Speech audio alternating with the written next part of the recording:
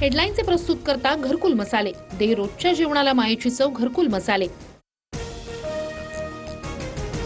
Dombivli doctor मारहाण प्रकरणी आरोपी नगरसेवक रमेश म्हात्रे याला रुग्णालयातून डिस्चार्ज। अटकेनंतर रक्तदाबाचा त्रास झाल्याने उपचार। आज कोर्टात हजर करण्यात आलं। म्हात्रेला तातडीने कोर्टात हजर करा, त्याशिवाय निर्णय देणार नाही, कोर्टाचे आदेश।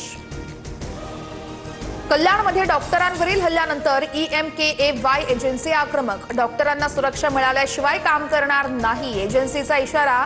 शास्त्रीनगर रुग्णालयातील 12 ते 14 डॉक्टरांनी सेवा थांबवली। नाशिकमधील ठाकरेंचे 10 ते 12 नगरसेवक शिंदे शिवसेनेच्या गळाला लागण्याची शक्यता। अनेक नगरसेवकांच्या वरिष्ठ नेत्यांसोबत गुप्त बैठका। प्रभागनिहाय 5 कोटींचं विशेष निधीचं आमिष दिल्याची चर्चा।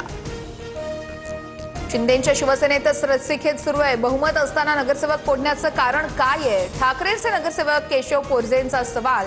तर शिंदेंसोबत कुठलीही बैठक झाली नाही।